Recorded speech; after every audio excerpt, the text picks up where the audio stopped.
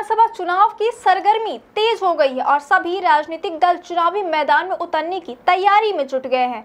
इसी बीच कांग्रेस पार्टी ने चुनाव से पहले एक बड़ा दांव खेलते हुए राज्य में एक लंबी राजनीतिक यात्रा निकालने का ऐलान किया है। विपक्ष के नेता राहुल गांधी 17 अगस्त से सासाराम से अपनी वोटर अधिकार यात्रा की शुरुआत करेंगे।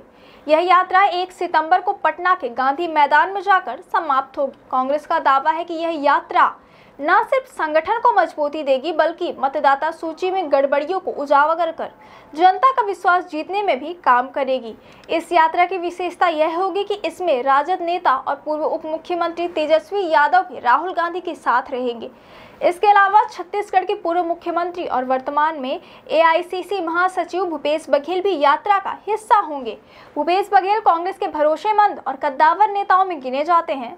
ओबीसी वर्ग से आने वाले बघेल का बिहार की राजनीति में शामिल होना कांग्रेस की रणनीति का हिस्सा है, क्योंकि राज्य में ओबीसी समुदाय का बड़ा वोट बैंक है। भूपेश बघेल ने खुद इस यात्रा के उद्देश्य को स्पष्ट करते हुए कहा कि यह आवाज उन प्रयासों के खिलाफ है जिनमें वोट चोरी करके सरकारें बनाई जा रही हैं। करीब 17 दिनों तक चलने वाली यह यात्रा लगभग 1300 किलोमीटर सफर तय करेगी और 20 से अधिक जिलों को कवर करेगी। कांग्रेस का कहना है कि युवाओं और आम मतदाताओं तक यह संदेश पहुंचाना आवश्यक है कि किस तरह सत्ताधारी दल चुनावी प्रक्रिया को प्रभावित करने की कोशिश कर रहा है।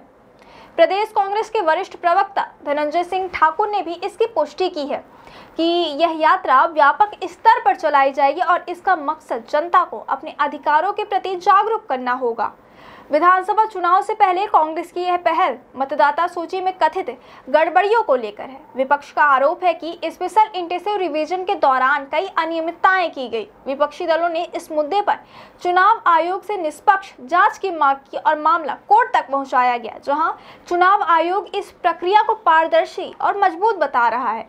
वहीं सत्तारूढ़ बीजेपी ने इसे विपक्ष का राजनीतिक स्टंट करार दिया। दरअसल स्पेशल इंटेंसिव रिवीजन यानी एसआईआर चुनाव आयोग की एक विशेष प्रक्रिया है जिसके तहत मतदाता सूची को गहराई से जांचा और अपडेट किया जाता है। इसमें नए मतदाता अब जीवित नहीं हैं और या किसी अन्य जिले अथवा राज्य में जा चुके हैं, उनके नाम हटाए जाते हैं। इसके साथ ही सूची में मौजूद त्रुटियों को भी सुधारा जाता है। आमतौर पर हर साल मतदाता सूची का सामान्य पुनर्निरीक्षण होता है, लेकिन चुनाव से पहले एसआईआर अभियान तेज और अधिक विस्तृत रूप से चलाया जाता है ताकि चुनाव निष्पक्ष और पारदर्शी हो सके।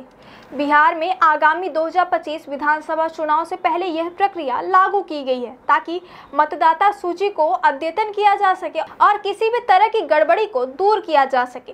कांग्रेस और उसके सहयोगी दल इस प्रक्रिया पर सवाल उठाकर इसे चुनावी धांधली से जोड़ रहे हैं, जबकि सरकार और आयोग इसे लोकतंत्र को मजबूत बनाने की दिशा में एक अहम कदम बता रहे हैं।